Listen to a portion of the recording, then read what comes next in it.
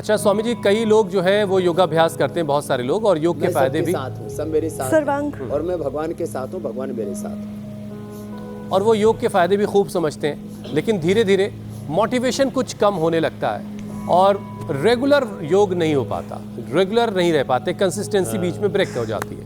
तो ऐसे में क्या ऐसा किया जाए जिससे मोटिवेशन वो हमेशा बना रहे और योग जिंदगी का हिस्सा बन जाए कि भाई जैसे सुबह नाश्ता करते हैं, देखो बाकी ये सारे हमारी काम करते हैं, वैसे बेटियों योग को होगा। देखो, इधर इन बच्चों को देखो, आप क्या गजब कर रहे हैं। देखो मैं 50 साल से निरंतर योग कर रहा हूँ भाई साहब। कितने साल से? 50 साल से।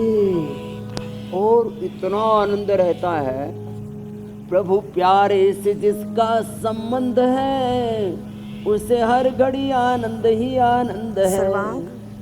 हर समय प्रभु के अंग संग रहना।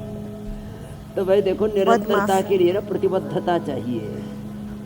व्यक्ति को ना ऐसे ढुलमुल नहीं रहना चाहिए। कुछ लोग ऐसे ही ढुलमुल किसी भी काम में, किसी भी नियम में, किसी भी व्रत में जिनका की निष्ठा नहीं है ना, फिर उनका जीवन जीवन ही नहीं होता। देखो प्रतिबद्धता, मैंने योग का व्रत लिया था जब मैं बहुत छोटा सा बालक था, और आज 50 सालों से उस योग के व्रत को, कर्म योग के व्रत को, सेवा के व्रत को, वेद पथ पर, सनातन पथ पर चलने के व्रत को निभा रहा हूँ।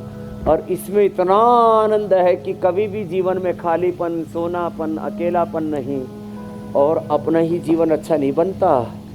अपने जीवन के द्वारा करोड़ों लोगों का, करोड़ों आत्माओं का उद्धार हो जाता है। आहा, आनंद हो जाता है, कितना आनंद है। तो ऐसे एक प्रतिबद्धता तो चाहिए। काम कितना मोदी जी के पास कोई काम कम है? योगी आदित्यनाथ जी के पास, हमारे गृह मंत्री अमित शाह जी के पास, हमारे रक्षा मंत्री राजनाथ जी के पास, हमारे गडकरी साहब के पास कोई काम कम है? देखो समय तो निकालना पड़ेगा आपको। मैं कितने ऐसे उद्योगपतियों को जानता हूँ, कितने जिनके पास लाखों करोड़ की दौलत है। कितने ऐसे जज को जानता हूँ, विधायिका में, कार्यपालिका में, न्यायपालिका में, मीडिया में, खबर पालिका में, चारों तरफ, कृषि में, उद्योग में, सन्यासियों में, हर क्षेत्र में, गृहस्थों में, सब क्षेत्रों में ऐसे आत्माओं को जानता हूँ जो निरंतर योग करते हैं।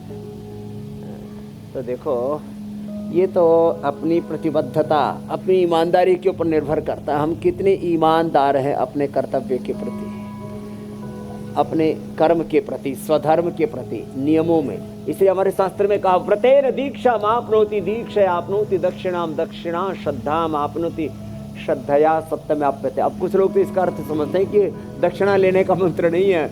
व्रतेन दीक्षा, व्रत जो लिया उसमें ढाल लेना, इसको दीक्षा कहते हैं। और उससे जीवन में जो उपलब्धियां है तो उसको दक्षिणा कहते हैं। व्रतेन दीक्षाम आपनोति, दीक्षा आपनोति दक्षिणाम दक्षिणा श्रद्धाम आपनोति। इस कार्य में श्रद्धा हो जाती है और उससे सत्य की परम तत्व की प्राप्ति होती है। श्रद्धया सत्यमाप्यते, ये सत्य की प्राप्ति का, सत्यमेव जयते यतो धर्मस्ततो जयः, ये सत्य धर्म की जय का पूरा एक क्रम है। तो आज सब योग का व्रत लेंगे शिवरात्रि पर, और शिवत्व को, योगत्व को, रामत्व को, धर्म तत्व को, योग धर्म में सर्वधर्म सन्निहित है। इसलिए भगवान शिव को सर्वयोगी कहा है, आदि योगी कहा है, महायोगी कहा है, योगाध्यक्ष कहा है शिव सहस्त्र नाम में। मेरे भाई हुसैन जी, भगवान शिव जी को ऐसे सबको करना है। और स्वामी जी, यही योग जो है वो हर किसी को फ़ायदा पहुंचा रहा है, घर घर से लोगों की बीमारियों को दूर कर रहा है और लोगों को सेहतमंद ज़िंदगी जीने का हुनर सिखा रहा है।